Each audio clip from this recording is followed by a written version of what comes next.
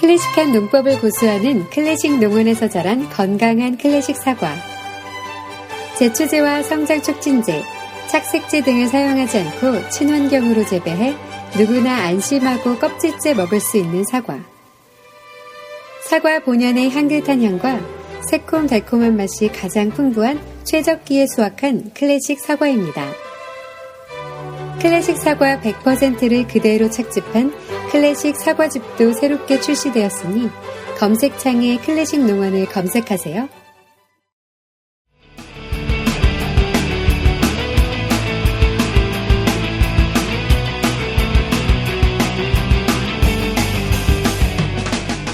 살면서 누구나 한 번쯤은 궁금해하지만 아무도 정확히 알려주지 않는 주제들을 선정해서 얕게 한번 파보겠습니다.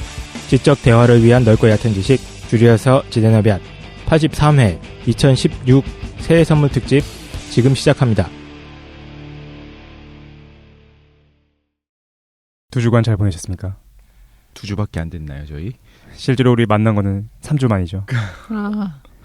좋았는데 다시 보게 되었군요. 실제로 녹음하는 날은 2015년 마지막 날이고 2015년 마지막 날까지 너희들 얼굴 보고 있습니다. 방송이 나가는 거는 1월 첫 번째 주에 나가게 되면. 그래서 저희가 새해 선물 특집을 준비했는데 먼저 자기소개한 다음에 본격적으로 진행해 보도록 합시다. 저는 신자유주의, 미스테리 관심 많은 최 사장입니다. 안녕하세요. 깡쌤입니다. 제가 오늘 오다가 기사를 하나 검색을 하다가 봤는데 네. 트위터에 올해 이제 인기 있었던 키워드 이거 순위를 아하. 이렇게 매기셨더라고요. 보니까 1위가 역시 금수저 흑수저 논란. 예. 근데 저희는 여기서 한 걸음 더 나아가서 죽은 다음에 다음 생에 우리가 어떻게 태어날 것인가까지 보지 않았습니까? 예, 다 흑수저였던 걸로 제가 기억하는데 2위가 헬조선, 3위가 취향저격, 그리고 4위가 죽창이더라고요. 아, 그렇습니까? 예. 진짜요? 그래서 죽창의 열기가 2016년에도 계속됐으면 좋겠다 하는 깡새 마음을 때문인가? 갖고 있습니다. 장난 아니다. 헬조선도 그렇고 깡쌤이 많이 쓰는 키워드들이네요. 그렇군요. 그렇네요. 뭔가 이런 키워드를 반사회적 인물이라는 게 드러나고. 아, 그렇군요. 신기하네. 덕이 많은 덕실입니다. 과학과 종교를 네. 담당하고 있죠. 안녕하세요. 김도인입니다. 동양철학과 명상을 담당하고 있습니다. 오랜만에 하니까 자기가 뭘 하고 있는지 까먹은 것 같은데. 최 사장님은 머리가 되게 귀여우세요 지금. 아, 머리가요? 왜요? 어떻게 되는데? 버섯머리 같죠? 그렇죠. 예. 제가 머리가 좀 자라면은 꼭 이상하게 버섯돌이처럼 바뀌어요. 버섯돌이 아십니까? 버섯돌이네. 이상한 나라의 폴? 아 되게 귀여워서 이렇게 뽑아보고 싶어요 지금. 아, 머리를요? 네네. 뽑힙니다. 예. 덩어리째 뽑혀요. 레고처럼. 아, 가발 쓰신다는 거 인정하시는 건가요? 아, 예. 우리 몇 가지 광고할 사항이 있습니다. 네. 첫 번째로는 이제 저희가 정모를 했잖아요. 네. 그때 많은 분들이 오시지 못해가지고 자리가 협소했잖아. 그래서 그때 약속을 하나 있었어요. 빠른 시일 안에 우리 한 번 더 하겠다. 잠실 실내체육관 드디어 대관하셨습니까? 아, 대관 됐어요. 그쪽 화장실 쪽으로 해가지고 대관이 돼가지고. 그래서 저희가 확실하게 정해진 건 아닌데 1월 말 정도에 해가지고 한 번 더 정모까지는 아니고 공개 강연을 준비하고 있습니다. 자세한 내용이 아직 나오진 않았거든요. 대충 날짜만 대충 나온 거야. 그래서 1월 말 정도다라는 거죠. 그래서 아마 다음 주가 되면은 자세한 정보를 드릴 수 있을 것 같아요. 뭐 장소, 시간, 어떻게 신청할 수 있는지.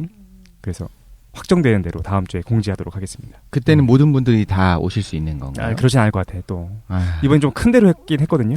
그래서 공연도 있고 막 그럴 거야. 공연이요? 공연해요. 최 사장님이 하시는 건가요? 네, 덕실이 나체쇼 준비하고 있습니다. 아무도 안 오잖아요, 그러면. 올 거야. 네. 그래서 준비하고 있으니까 다음 시간에 저희가 제대로 한번 공지하겠습니다. 네. 다른 것도 광고할 거 있었죠? 최 사장님 책이 나오셨다는 소문이 예. 어디서 들었는데 네. 그 헛소문이 사실인가요? 아, 예, 그렇죠. 나와서 잘 슬슬 팔리고 있어요.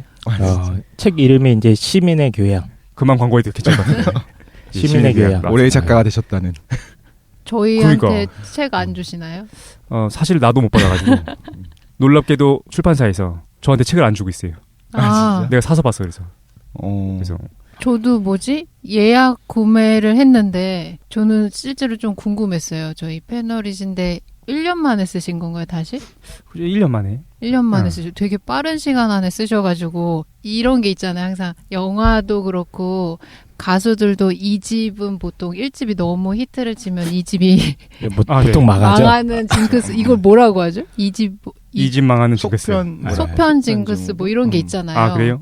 그래서 그런 그러겠거니. 뭐 그러겠거니. 악의적인 의도로 본 건 아닙니다. 근데 뭔가 다른 내용을 1년 만에 다시 써낼 수 있는 게 있나라고 해가지고 궁금해서 개인적으로 보게 됐는데 제가 책을 안 줘가지고 아마 사서 봤구나. 네, 전 사서 봤는데 일단 저는 3세가 오더라고요. 예판을 했는데도 네, 맞아요. 예약 등록했는데 저는 3세 받았거든요. 그래서 이제 봤는데 저는 일단 개인적으로 지대넘냐 책 자체는 막 이렇게 흥미있거나 그러진 않았었거든요. 정말로? 네. 근데 그 시민의 교양을 읽어봤는데 일단 빠른 시간 안에 읽었고 두 번째로 놀랐어요. 왜냐하면 지대넘야지랑 비슷하게 썼을 거라고 생각했어요. 이렇게 자기 거 재탕하거나 조금 더 다른 내용으로 썼겠지라고 생각했는데 내용이 네네. 나도 그렇게 생각했는데. 네. 이게 전 알고 있었어요. 지대넘야를 너무 성의 없게 하는 걸로 봐서 아니요. 자기 콘텐츠는 자기 책에 쓰려고 하는구나.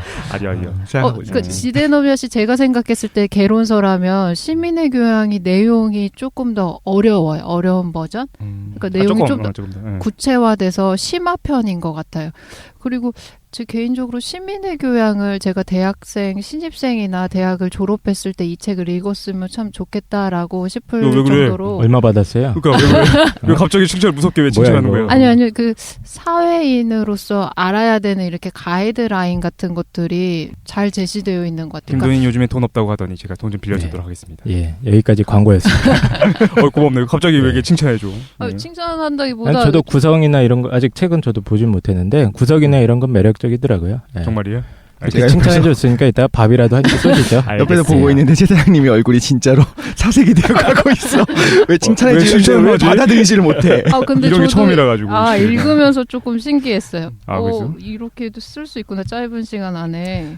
감사합니다. 똑같이 쓸 거라고 생각했는데. 대필 작가를 쓰셨군요. 그러니까요. 새로운 내용이 나온 걸로 봐서. 알겠습니다. 그래 고맙네. 나 책 빨리 줄게요. 못 줘가지고 미안해. 빨리 줘요. 앞에다가 사서 봤단 말이에요. 길게 써주세요. 우리 또 다른 것도 광고 있지 않나? 네, 저 카페에 네. 반고 인사이드 빛과 음악의 축제라고 하는 전시회 티켓 이벤트가 있었잖아요. 저희가 진행했었던 카페에서. 네네, 카페에서 무료로 티켓 주는 행사였죠. 네, 선착순 100명을 하기로 했는데 너무나 빨리 100분이 이제 신청을 해주셔서 다 찼어요. 근데 그게 좀 아쉬워갖고 그쪽에서 티켓을 한 20명 정도를 추가로 추첨을 해준다고 이렇게 얘기가 돼갖고. 그래서 뭐 신청하면 이제 공짜로 주신다는 거지? 네, 그런데 지금 이제 이미 꽉 찼지만 20명 정도는 더 해줄 수 있다고 하니까 많은 관심을 보여주시면 좋을 것 같습니다. 저희가 네이버 카페에 있다는 얘기를 굉장히 오랫동안 안 했던 것 같은데. 맞아요. 예. 네이버 카페가 저희가 있습니다. 그래서 자랑만 하고. 지금 회원 수가 26,000명. 답글은 하나도 안 달아줘. 방치했더니 알아서 소모임들을 막 만들고 있어요. 근데 너무 잘 돼요. 네, 활성화돼서 잘 되고 있습니다. 그래서 지대너비아 들으시면서 조금 아쉽고 얘기를 공유하고 싶다 싶으시면 저희 카페에서 소모임들도 많고 얘기가 많이 활발히 되고 있으니까 오셔서 같이 놀았으면 좋겠습니다. 그래서 오늘 이제 벌써 3년 차 아닙니까? 네. 말도 안 돼. 3년 차 2016년 새해 선물 특집 다시 돌아왔습니다. 그래서 오늘 1회를 깡쌤께서 준비하셨죠? 우리한테 무슨 선물을 주실 겁니까? 지난번에 수메르 문명편이 사실 이제 일종의 프리퀄처럼 네. 1시간 안에 그 방대한 이야기를 다 할 수는 없었지 않습니까? 그래서 제가 이제 24부작으로. 적당하게 끊고 하다가 보니까 이제 사실은 좀 심도 있는 이야기를 못 들어갔던 게 좀 아쉽고 그런 생각이 있었는데 마침 또 그 언젠가 한번 하고 싶었던 주제가 오늘 주제라서 연결시켜서 한번 해보려고 준비했습니다. 그래서 뭘 준다는 거예요? 그래서 오늘 시작할 이야기는 인류 역사상 가장 강하고 가장 어리석은 남자였지만 결국에는 가장 지혜로운 인간이 되었던 한 영웅의 이야기입니다. 예, 길가메시 서사시. 그래서 선물은 뭔데요? 예, 이걸 받으라고. 알겠습니다. 길가메시 서사시. 강인한 남자를 받으라고. 알겠습니다. 강인한 남자. 감사합니다. 길가메시 서사시? 네. 이 길가메시 서사시는 기원전 한 21세기경부터 기원전 한 7세기경까지 추정되는 여러 토판 문서에서 발견된 이야기입니다. 저희가 그때 수메르 편 할 때 도시국가 우룩 혹은 우르크에 대해서 얘기를 잠깐 했었던 것 같은데요. 그죠, 존나 잠깐 했습니다. 예, 엄청나게 큰 도시였다 이런 얘기 정도 그치? 얘기했죠, 그렇죠? 큰 도시, 예, 엄청 크고 잘 나갔던 도시였다. 근데 그 도시국가 실존하는 거 맞지 그게? 예, 실존했던 그 역사적 증거들이 있으니까요. 우룩 같은 경우도 네. 그 터나 뭐 지구라트의 신전의 바닥 이런 게 다 발굴은 돼 있습니다. 아, 그렇구나. 자, 이 도시국가 우룩의 슈퍼히어로 길가메시의 활약상을 담은 이야기입니다. 길가메시 서사시는 예. 우르게 있었던 영웅에 대한 이야기다. 예, 그 실존했던 인물로 지금 추정이 돼요. 길가메시가 기원전 한 2700년경에서 한 2500년경에 도시국가 우룩을 통치했을 것이다 라고 추정을 하고 있습니다. 그래서 뭐 문헌들 속에서 보면 고대 이 우룩의 5번째 왕, 예, 제1왕조의 5번째 왕으로 추정이 되고 있고요. 그 아버지는 루갈반다라는 남자인데 이 사람은 사실 서사시에서는 잘 드러나지는 않고 어머니가 여신입니다. 네. 예, 대지와 들소의 여신 닌순. 대지와 들소의 여신. 닌순이. 아, 닌순님. 닌순님이죠, 그렇죠? 닌순님. 예. 네. 어머니가 여신입니다. 왠지 성이 김씨일 것 같아. 예. 김님순님. 자, 그래서 이 길가메시가 역사적 인물이기 때문에 신화로 분류하지는 않고요. 후대 학자들이 예, 서사시로 분류를 합니다. 내용을 보면은 신들과 대화하는 이야기, 신들이 꿈에 나타나서 계시를 하는 이야기 이런 게 굉장히 많이 들어있지만 역사적 인물 길가메시가 드러나고 있기 때문에 서사시로 분류하고 있고요.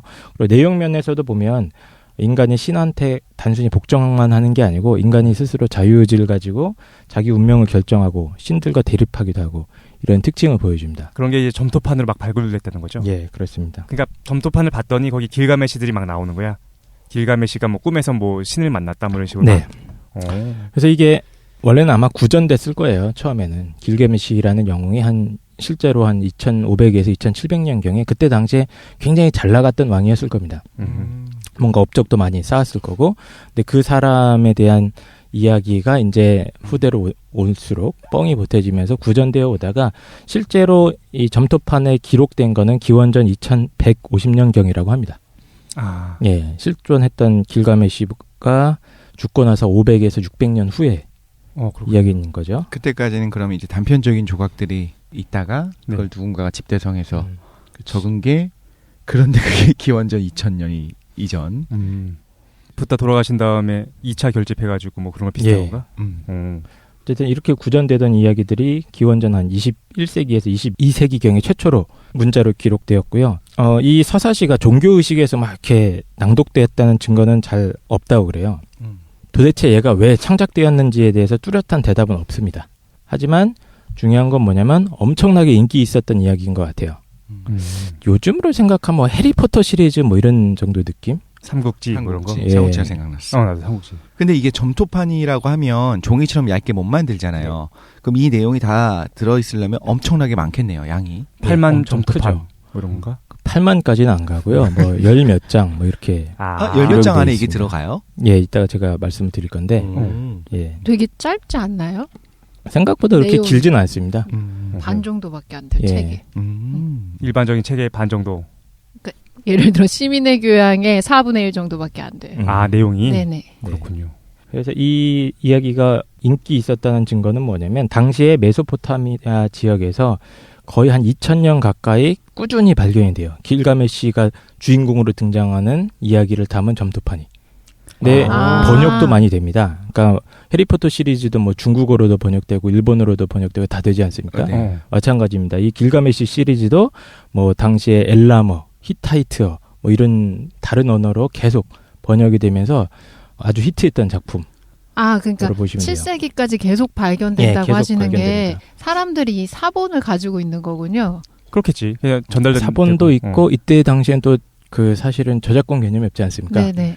그냥 갖다 쓰면 됩니다. 길가메시를. 그렇구만. 예, 그래서 길가메시라는 주인공이 등장하는 이야기 숫자 자체가 많아요. 느낌이 약간 그 만드기 시리즈나 최불암 시리즈나 그런 시리즈라고 네네. 하니까 여기저기 시리즈물이에요, 시리즈물. 약간 이야기는 다른데 다 주인공은 길가메시로. 그래서 워낙 판본들이 많기 때문에 이제 학자들이 이 연구에서 정리를 한 거예요. 초기에 이제 수메르의 원래 언어로 작성된 원본들이 있습니다. 이건 좀 짧아요. 짧은 단편적인 이야기들로 이렇게 있는데 학자들이 구분하기를 이 길가메시의 이 초기 시리즈들을 크게 두 가지로 구분할 수 있다라고 결론을 내리고 있습니다. 그래서 첫 번째는 길가메시가 일종의 군사적인 영웅의 면모를 보여주는 작품들이 있습니다. 그래서 이제 주변에 악당들을 때려잡으러 가고 적군과 싸우고 이런 작품들이 있어요. 길가메시와 키쉬의 아까, 길가메시와 하늘의 황소, 길가메시와 훔바바, 해리포터, 훔바바 알아, 훔바바. 해리포터와 아즈카반의 괴수, 뭐 이런 시리즈물입니다. 이게 다. 게임에서 훔바바라는 그 중간 보스들이 나와요.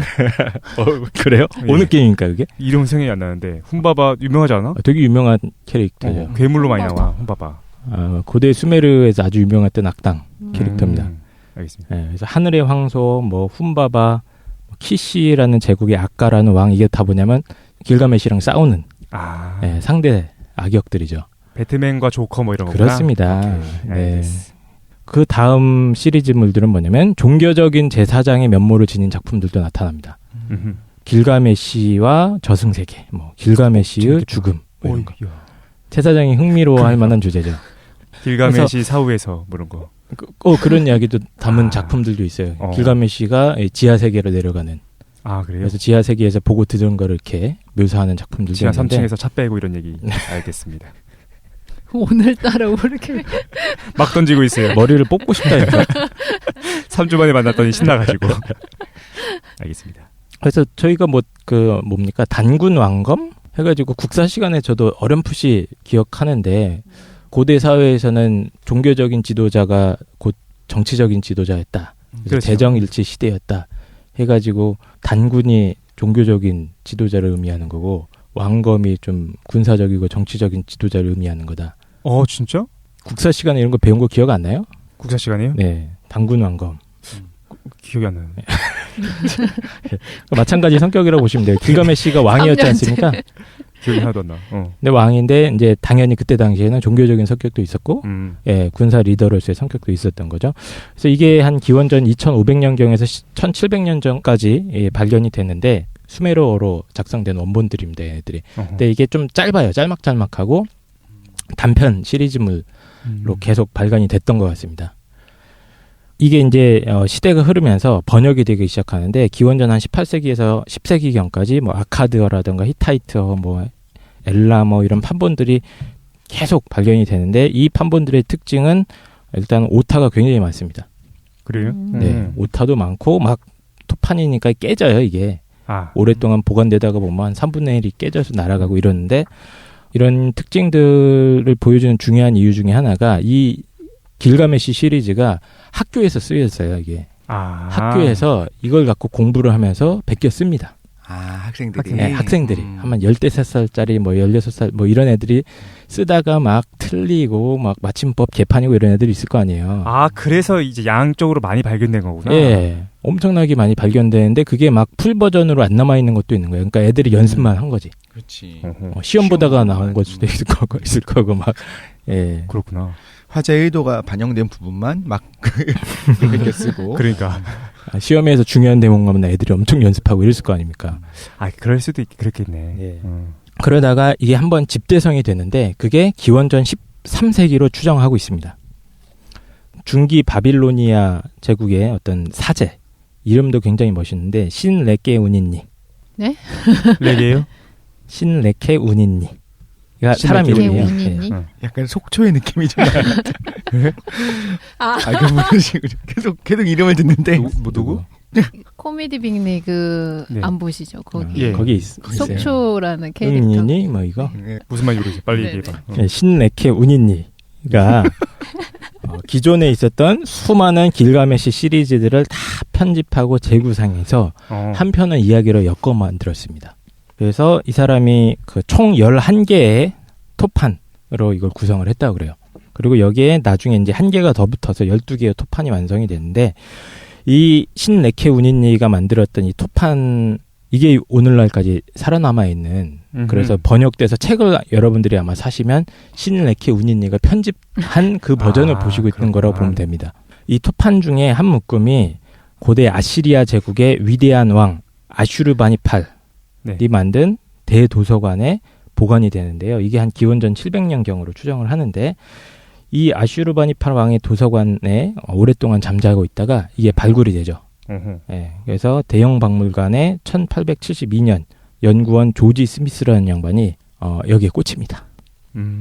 고문원 덕후 조지 스미스가 이 문헌에 꽂혀서 읽다가 보니까 희한한 얘기가 있는 거야. 그때 당시엔 굉장히 충격적이었어요, 이게. 왜냐하면 거기에 대홍수 이야기가 있었거든요. 고대 수메르 언어로. 네, 그렇죠. 수메르 언어는 아닌데 하여튼 고대 언어로 기록된 대홍수 이야기가 있더라. 해가지고 당시에는 굉장히 좀 센세이셔널 했다고 그래요. 네.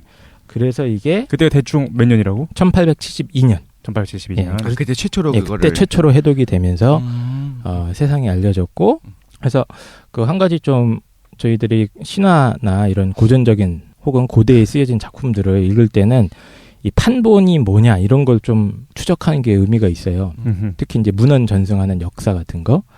왜냐하면 판본들 숫자 자체가 지금 봤듯이 되게 많지 않습니까? 네. 그 전혀 다른 주제 의식을 담은 판본들도 있고 그걸 누군가가 어떤 사람이 의도를 가지고 이렇게 편집해서 묶어놓는 경우도 있고 사실 성경도 좀 마찬가지죠. 성경도 이 집대성 되기 이전에는 굉장히 여러 가지 버전이 막 서로 경쟁하고 있었거든요. 근데 이게 하나의 판본으로 만들어지는 그런 역사 같은 게 있기 때문에 사실은 그 역사를 이해해서 그걸 봐야지 사실은 좀 더 깊이 있게 글을 읽을 수 있는.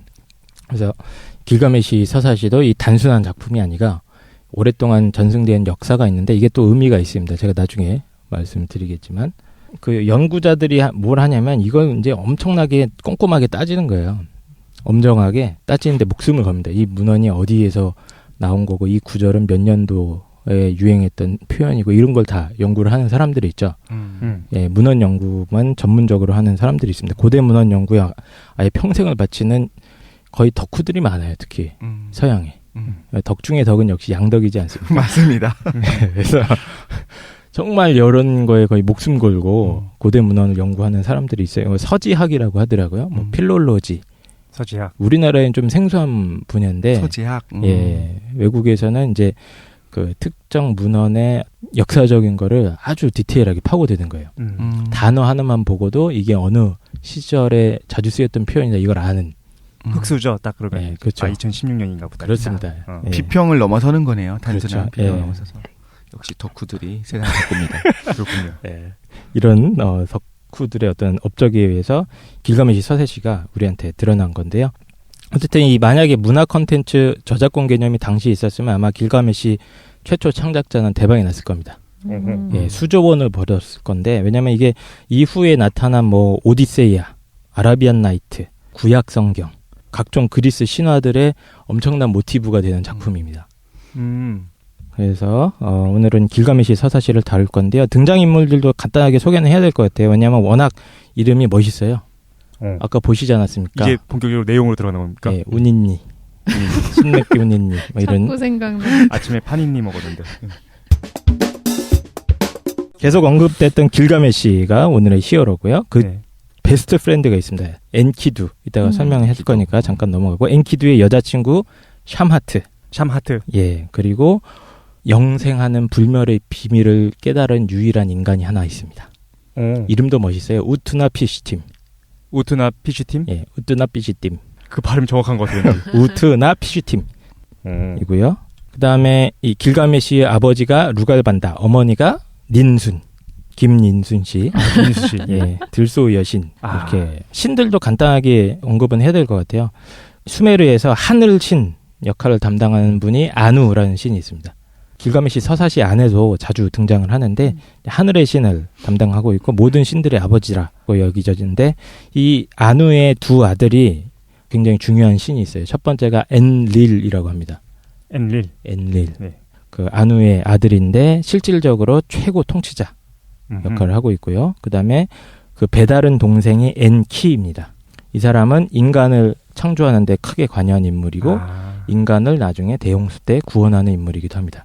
예, 그리고 이 신화에서 자주 등장하는 게 샤마시라는 태양신도 있어요.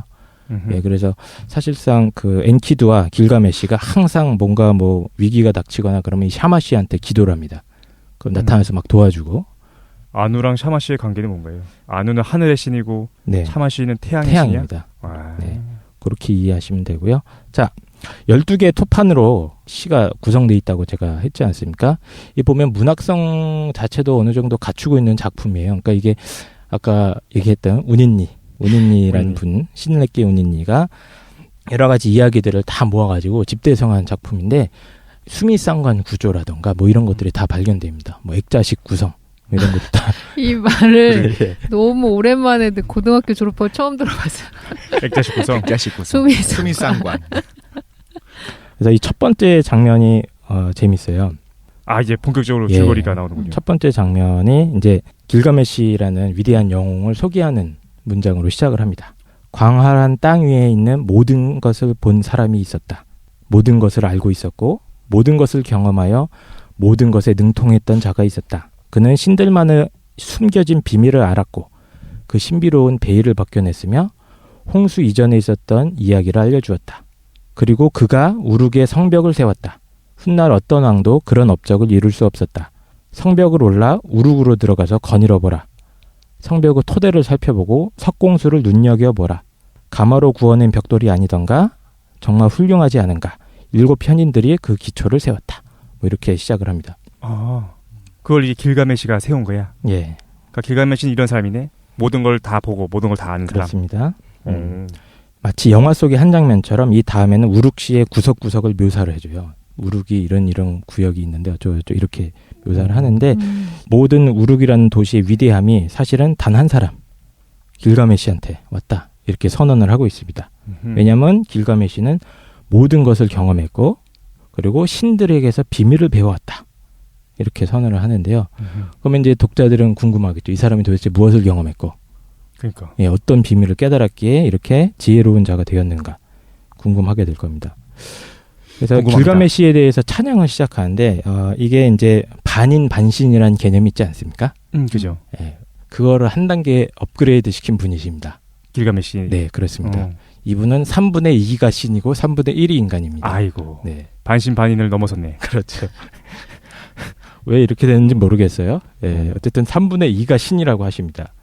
그래서 신들로부터 디테일하다. 네, 완벽한 신체와 아름다움과 용맹함을 물려받았습니다. 키가 오늘날 단위로 산하면 약 4m 정도 됩니다. 적절하시네. 예, 이 정도는 그 정도 돼야지. 질럿을 넘어서네요. 아, 질럿 키가 나왔어요? 3m. 아, 3m. 아, 그 정도는 돼야지. 4m는 돼야지. 어쨌든 키가 엄청나게 큰데 천하장사의 힘을 갖춘 최고의 전사이자 전쟁 영웅이고 슈퍼히어로입니다. 외양을 묘사하는 것도 재밌어요. 성난 이마를 가졌고 들소 눈과 보리 같은 머리털과 멋진 손가락을 지닌 세계 최고의 남자랍니다. 손가락도 멋지대요. 얼마나 멋졌으면. 머리는 보리고. 예. 아, 그래서 점점 이상해지는. 상상 속에서는 점점 이상한 인물이 되는데. 그러니까 우리랑 너무 다른 것 같아요. 우리는 180도 안 되는데 막 손가락도 짧고 이렇게 생겼는데 상상을 굳이 하신다면 거의 뭐 최홍만의 몸에 정우성의 얼굴을 가졌다. 알겠습니다. 예. 근데 머리는 보리다. 손가락이 멋있고 눈은 황소눈. 예. 알겠습니다. 근데 이게 너무 애가 힘도 세고 잘 나가니까 혈기왕성하고 하니까 길가메시가 이 우룩의 젊은이들을 괴롭히기 시작했다고 합니다. 그래서 여자애들 막 데리고 놀고 남자애들도 술 같이 퍼마시면서 집에 못 가게 하고 그래가지고 하도 젊은이들 괴롭히다가 보니까 시민들이 화가 나서 신들에게 탄원을 합니다. 제발 이놈 좀 어떻게 해달라고. 그래서 이때 당시에도 이미 어떤 그 죽창을 듣는 전통이 있었던 것 같아요. 부당한 통치에 저항하고자 신들한테 기원을 하는데요. 그래서 이 탄원을 들은 신들이 길가메시에게 대적할 수 있는 또 다른 영웅을 만들어내는데 그가 바로 엔키두라고 해요. 엔키두. 예, 그래서 한 여신이 진흙으로 엔키두를 만들었는데 이 엔키두는 온몸이 털로 뒤덮여 있습니다. 예, 그래서 거의 반인 반수, 짐승 같은 형상이고요. 야생에서 삽니다, 이 사람은. 태어났을 때 부모가 없고 뭐 사슴이나 늑대 이런 애들이랑 같이 살았다 그래요. 늑대 인간 같은 거죠. 뭐 추바카 같다고 생각하시면 될까요? 추바카? 예, 스타워즈.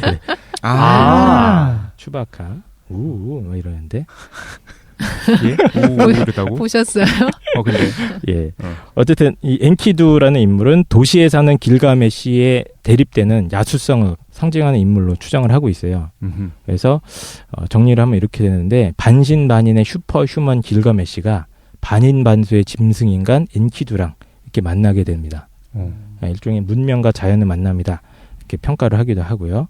그래서 이 엔키두가 역시 어마어마하게 강력한 힘을 가졌기 때문에 짐승들과 막 같이 사는데 이 사냥꾼이 이 엔키두를 보고 겁을 먹어요. 그리고 엔키두가 막 덫에 걸린 짐승들 막 풀어주고 하니까 사냥꾼이 열받아서 길가메시한테 가서 도움을 요청합니다. 그러자 길가메시가 신전에 있었던 창녀 혹은 뭐 무녀라고 저는 생각을 하는데 샤마트라는 여자를 보내서 엔키두를 유혹하도록 해요. 샤마트. 예, 그래서 이 샤마트라는 여자가 파견이 돼서 엔키두를 만났는데요. 제가 봤을 때는 이 길가메시 서사시의 이 대목이 인류 최초의 야설이 아닐까. 아, 그래요? 예, 야설 많이 보셨죠? 야설이요? 네, 고등학교 때. 예. 그래서 사장이 왜 눈빛이 되게 보여요? 야설, 예. 이 부분이 좀 야한데 읽어볼게요. 샤마트가 허리를 보이자 엔키두는 그녀의 매력에 빠졌다. 허리요? 네. 허리만 봤는데. S라인이었겠죠. 그녀는 수줍어하지 않았고 그의 활력을 빼앗았다. 그녀는 옷을 벗어버렸고 남자가 그녀 위로 눕자 그녀는 그 남자를 여인의 솜씨로 다루었다. 아이 그랬군요. 그래서 6박 7일 동안 엔키두는 샤마트에 빠져들었다. 합니다. 워낙 힘이 좋았기 때문에 또 7일 동안. 잠깐만 이게 야설이라고요? 네. 적절하네. 야하지 않습니까? 적절한 수위를. 당신은 19금. 글쎄 오히려 당신은 지금보다 더 자연에서 어떤 이루어지는 어떤 그렇죠. 짐승들의 교미 같은 것들이 너무 쉽게 보였을 텐데. 예, 로마 시대만 해도 좀 이렇게 공개된 장소에서 그쵸? 사랑을 나누는 것도 이렇게 자주 있었다. 그래? 로마 시대? 예, 그렇군요. 공중 목욕탕도 사실은 어느 정도 나중에는 이제 좀 그래요? 타락하기도 하고. 실망입니다. 네. 어쨌든 알겠습니다. 적절하구만. 예.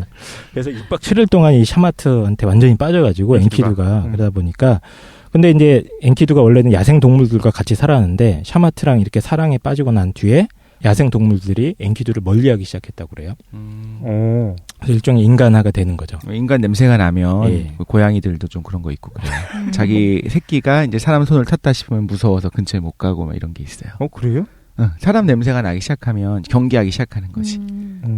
그런 거 아닐까요? 예, 일종의 그런 거겠죠. 근데 사실은 이제 이게 엔키두를 힘을 뺏기 위한 길가메시의 일종의 계략처럼 보이기도 하는데, 그래서 엔키두가 이제 길들여지기 시작합니다. 앞에 제가 소개했던 내용이 이제 첫 번째 토판에 있었던 내용이고요. 이제 두 번째 토판으로 넘어가면 엔키두가 드디어 이제 도시로 들어오는데요. 엔키두의 여자친구 샴하트가 자꾸 꼬십니다, 엔키두를. 여기는 지금 시골이니까 백화점도 없고 술집도 없고 이랬을 거 아닙니까? 영화관도 없고. 예, 영화관도 없고 하니까 짐승처럼 야생에서 살지 말고 자꾸 도시로 가자고 꼬시는 거죠. 예, 그래서 엔키두가 드디어 결심을 해서 사람처럼 옷을 입고 원래 그동안 빨개 벗고 다녔는데 그렇군요. 예, 옷을 입고 우르크로 떠납니다. 근데 우르크로 가는 도중에 길가메시가 그 동네 주민들한테 초야권을 행사한다는 소문을 듣게 돼요. 초야권이 뭔지는 들어보셨죠? 초야권? 예전에 중세였던 그 중세 성주가 네네. 행사한다고 하는 얘기가 있었던 거죠. 예. 근데 이게 개념을 설명을 먼저 드리면 그 동네 뭔지 알겠다. 결혼했을 때 첫날 밤 초야니까 그렇죠. 신랑 신부가 이제 처음 결혼을 할 때 신부를 그 동네의 가장 권력이 센 인간한테 하룻밤을 보내요. 예. 첫날 밤을 그렇죠. 첫날 밤을 그래서 뭐 중세 시대는 영주라든가 영주. 근데 이게 고대 사회에서도 굉장히 그 부족마다 흔했던 전통이라고 합니다. 그래요? 예, 그러니까 오히려 중세를 이야기할 때는 그런 게 이제 명문화돼 있긴 한데 실제 이루어지는 경우는 없고 그렇죠. 그 높으신 양반이 실제로 보면 뭐 그러겠어요. 그거를 이제 세금 뜯는 수단으로 사용을 했다라고 얘기를 하더라고요. 그걸 면제해주는 대신에. 고대 사회에서는 이게 약간 종교적인 의미도 있었다고 그래요. 왜냐하면 이제 천여막이 고대 사회에서는 좀 주술적인 의미가 있었거든요. 피가 나오니까. 예, 피가 나오는 거에 대해서. 그러니까 어떤 종교적인 조치를 취한다는 명목으로. 그렇군요. 예, 요즘도 알겠습니다. 이상한 사이비 종교인들 많지 않습니까? 예, 뭐 약간 근데 그때 당시에 그런 좀 성스러운 의미가 있긴 있었다. 예, 종교적인 의미가 있긴 있었기 때문에 길가메시도 그런 초야권을 행사하려고 했다고 합니다. 그러자 엔키두가 열받아서 길가메시와 대결하기로 하고 길가메시를 찾아가죠. 이 두 영웅이 처음 만나는데요. 이 두 사람이 이제 씨름을 하는데 천지가 진동을 했다고 합니다. 아, 만나서 이제 씨름을 한 거야. 그렇습니다. 그러나 승리는 엔키두. 왜냐하면 야생이니까. 그렇구만. 야생은 남자가 결국엔 이기긴 했는데, 하지만 엔키두가 또 이기자마자 바로 길가메시를 찬양해요. 아, 당신 진짜 짱인 것 같다. 너무 잘생겼다. 립서비스 해주구나. 잘생겼다고? 그리고 왕이잖아. 그렇구나. 그때 당시 왕이니까 둘이 갑자기 키스를 하고 전신의 대결을 합니다. 잠깐 다시 한번. 입을 맞췄다는 표현이 있어요. 나 못 들어갔고 제대로. 그래서 이것도 역시 인류 역사상 최초의 브로맨스가 아닌가. 동성애 코드가 아니라 그냥 약간 브로맨스 코드인 거죠. 그렇죠. 키스가 뭐 다른 의미일 수도 있었겠지. 그때 당시에는. 존경의 뜻, 존중의 뜻. 그래서 되게 니체적이네. 니체가 이제 친구에 대한 얘기를 하면서 어떤 사람이 친구가 될 수 있는가. 그러니까 어떤 나를 죽일 수 있는 능력을 가졌는데 나를 죽이지 못하는 어떤 그 힘의 대등한 것이 있어야 친구가 된다. 그래서 친구가 된 것 같아. 그렇군요. 그렇습니다. 네, 기도합시다. 그래서 이 두 사람이 이제 짝꿍이 된 거예요. 그래서 길가메시가 엔키두가 짝꿍이 된 다음에 이제 길가메시는 든든한 짝을 얻었겠다. 모험을 떠나고 싶어합니다. 착해졌네요. 교화가 됐네요 지금. 교화가 아직 됐는지는 모르죠. 근데 이제 동네 애들 괴롭히다가 이제 심심한 것 같지. 그래서 더 큰 모험을 찾아 떠나야겠다 하고 떠나는 게 그 무시무시한 괴물 훈바바를 처치하자.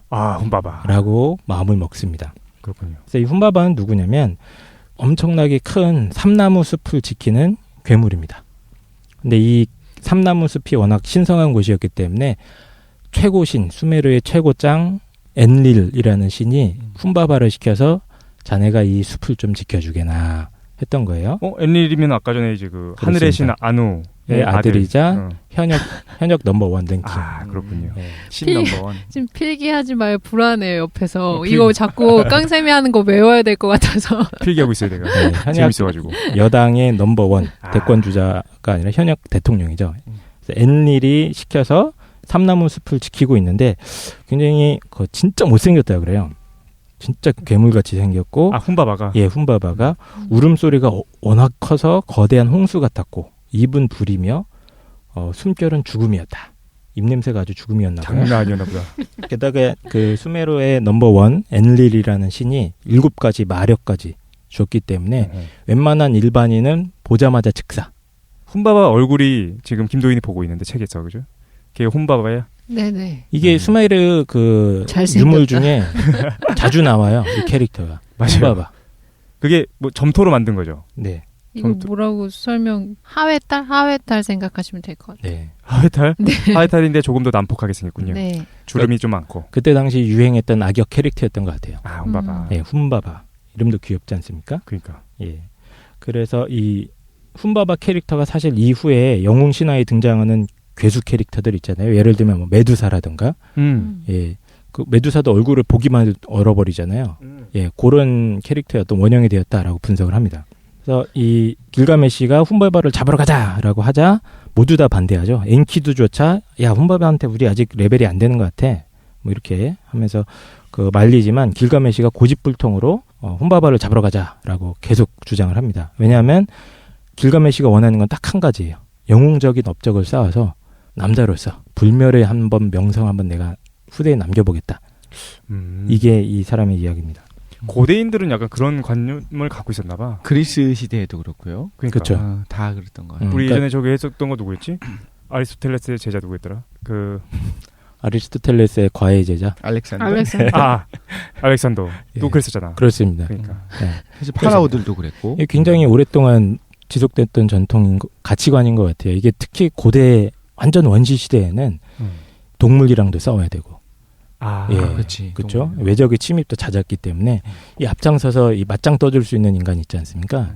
얘가 짱이야. 그런 게 이제 사회적으로 이제 높게 평가되고 그렇죠. 하니까. 엄청나게 높게 평가됐던 일종의 이제 용기, 용맹함이 덕목이었고 거기서 뭐 빛나는 성과를 얻어서 불멸의 이름을 가지는 것 이게 최고로 추앙받던 시대입니다. 그래서 어쨌든 길가메시도 훈바바를 잡아가지고 명성을 날리려고 그렇습니다. 그래서 모든 도시의 막 장로들도 반대하고 다 반대하는데 엔키두를 데리고 병사들을 이끌고 이제 원장을 떠납니다.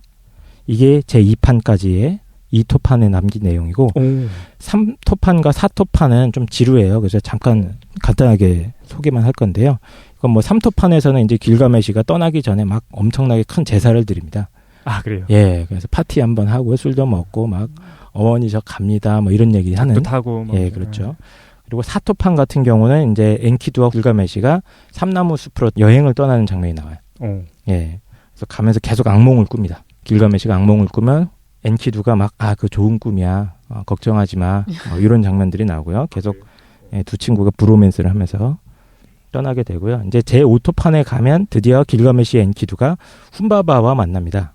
이게 좀 훼손이 많이 됐다 그래요. 사실 이 토판들이 한 3분의 1가량 날아간 토판들도 있고 그래서 예, 많이 유실된 부분들이 있는데 그 유실된 부분들은 학자들이 다른 시리즈물에 좀 가지고 와서 메꾸고 막 이럽니다. 예. 어쨌든 지금은 운인이 형이 만든 토판 얘기를 하고 있는 거고요. 그 결투 장면이 자세하게 그려지지는 않는데 세 사람이 이제 싸우는데 역시 땅이 갈라지고 막 산이 나눠지고 이랬다고 해요. 드래곤볼처럼. 예, 그렇습니다. 근데 훈바바가 결국에는 붙잡혀서 목숨을 구걸하게 되는데 엔키두가 굉장히 냉정하게 훈바바를 죽여버려라 이렇게 주장을 했습니다. 예, 그래서 결국 길가메시는 훈바바의 목을 베버리고 사지를 다 뜯어가지고 뿌리고 뭐 이런 이상한 짓을 합니다. 그래서 마지막으로 원래 여기 온 목적이 삼나무를 베는 것이거든요. 이 삼나무가 무슨 나무냐면 약간 메타세카이어 길 뭐 이런 거 보시면 엄청 높이 솟는 나무들 있잖아요. 네. 약간 그렇게 생긴 삼나무? 예, 예쁜 나무들이 있어요. 하얀색 나무? 삼나무 흰색 약간 흰 껍질을 가진 것도 있고. 어쨌든 그걸 왜 베려고 가는 거예요, 굳이? 그게 원래 이것도 역사적 전통을 알면 좋은데 이 수메르 지역, 메소포타미아 지역이 숲이 별로 없어요.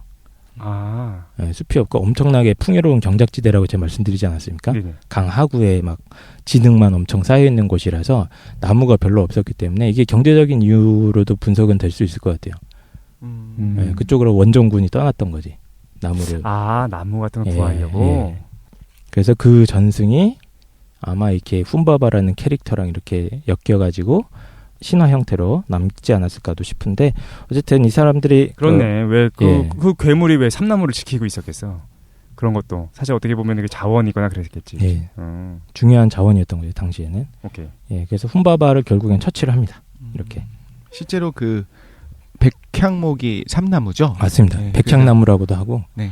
그래. 레바논에서 되게 유명한 게 그 백향목이잖아요. 그러니까 그게 하나의 어떤 전략 물품이기도 하고 그거 필요로 해갖고 저기 이집트 쪽이나 저쪽에서도 맞아요. 그 레바논이랑 이게 무역을 하기도 하고. 당시 좀 크게 목조 건축 같은 걸 좀 크게 하려면 최고로 쳐주는 나무라고 보시면 돼요. 예. 레바논 목재로서는. 그랬구만. 이렇게 길가메시가 훈바바를 사냥하고 나서 돌아오게 되는데요. 길가메시가 원정을 마치고 우룩이라는 도시로 다시 돌아오자 사랑과 전쟁의 여신 이시타르가 길가메시한테 완전히 한눈에 뿅 가게 됩니다. 이시타르? 예, 길가메시가 이제 진짜 슈퍼 히어로가 된 거죠. 예, 훈바바를 잡고 왔으니까 레이드를 끝나고 돌아오고 있었습니다. 그러자 이시타르가 완전히 반해서 청혼을 했는데 길가메시가 굉장히 거만하게 이시타르를 거절을 해요. 뭐 이유는 딱 한 가지입니다. 이시타르가 결혼을 되게 여러 번 했는데 전 남편들이 다 망했어. 그래요? 그래서 나도 그 꼴 날 것 같아 하면서 단칼에 거절을 하자 엄청나게 화가 난 이시타르가 하늘로 돌아가서 복수를 다짐하는데요. 아버지인 하늘신 아누한테 가가지고 7년 동안 가뭄을 일으킬 수 있는 하늘의 황소를 내려보냅니다. 얘가 하늘의 황소예요. 사실 이 모티브도 원래 길가메시의 다른 버전들 이야기가 있다고 했잖아요. 제가 네네. 길가메시의 하늘의 황소라는 버전이 아마 여기 이렇게 포함이 된 것 같아요. 다른 판본에 있었던 게. 이 하늘의 황소가 우르게 도착하자마자 재앙이 발생하는데요. 숲과 경작지가 다 말라버리고 유프라테스 강의 수위도 완전히 낮아졌다 그래요. 그리고 황소가 지나가는 곳마다 막 커다란 구멍이 뻥뻥 뚫려가지고 사람들이 죽었다고 합니다. 좀 가뭄 같은 걸 묘사하는 것 같아요. 그 7년 동안 가뭄 이거는 성경에도 나오지 않나요? 아닌가요? 13년인가요 거기는? 성경에 가뭄이 너무 많이 나와가지고. 이놈의 그러니까 가뭄. 이집트 끌려갈 때. 네, 맞습니다. 네. 제 유명한 가뭄이네요. 그렇죠. 7년간 가뭄이 들고 여기서도 그런 7년간 가뭄이 들고 그랬는데 근데 일단 끌려가는 건 아니고요. 자발적으로 가는 겁니다. 이 황소가 설치자마자 또 슈퍼히어로가 가만히 있으면 안 되지 않습니까? 그래서 또 2명이 출동을 합니다. 그래서 마치 뭐 아이언맨처럼 나타나가지고 이 황소를 사냥을 하는 거죠. 길가메시랑 엔키두랑. 예, 엔키두가 황소의 꼬리를 잡자 길가메시가 그 틈을 타서 황소의 목덜미를 칼로 팍 쳐서 죽입니다. 그래서 또 한 가지의 어마어마한 업적을 쌓는 거죠. 자연재해를 막은 건가요, 그러면? 사실상 그거를 상징한다고 볼 수도 있어요. 당시에는 어떤 그 지도자가 그런 사실 가뭄이라든가 홍수라든가 이런 것들은 지도자가 어떻게 할 수가 없는 건데도 불구하고 그런 일들이 벌어지면 책임을 지고 물러나기도 하고 그런 일들이 있었잖아요. 네. 그래서 그런 것들을 보여주는가 봐요. 우리 왕이 짱세다. 그래서 가뭄을 없앴다. 그렇게 볼 수 있는 거죠. 예. 어쨌든 길가메시가 이 황소마저도 사냥을 했기 때문에 그 다음 장면은 길가메시가 이 황소를 다 조각조각 내가지고 막 제사하고 또 축제를 벌이고 이래요. 예, 신나게 등심, 파티를 한번 합니다. 머리고기 이렇게 그렇죠. 나눠가지고. 예, 곱창도 떼고 뭐 해가지고. 알겠습니다. 맛있겠다. 어쨌든 이 훔바바 사냥 그리고 하늘의 황소 사냥 이 두 가지가 사실은 엄청난 업적이 된 겁니다. 길가메시는 이제 이 두 가지 업적을 통해서 너무 어마어마한 명성을 쌓게 된 거야. 그래서 실제로 이런 표현이 나와요. 길가메시는 이제 가장 강한 남자이자 가장 대담한 사내가 되었다. 이런 표현이 나옵니다. 그러니까 이미 부와 권력도 다 가지고 있었는데 잘생기기까지 했고요. 이제 불멸의 명예까지 얻은 거죠. 그래서 감히 신들의 세계에도 접근할 수 있을 만큼의 성취를 쌓은 남자라고 묘사를 됩니다. 이게 6번째 토판까지의 내용입니다. 총 12개 중에서? 예, 12개 중에서. 절반 정도가? 예, 여기까지가 전반부인데요. 저희가 잠깐 쉬었다가 이 흥미진진한 영웅이 어떤 삽질을 하게 되는가. 이제 후반부에서는 이제 후반부에서는 전혀 다른 버전의 이야기가 이야기되는데 그 이야기를 조금 쉬었다가 나눠보도록 하겠습니다. 예, 알겠습니다. 잠깐 쉬시죠. 네.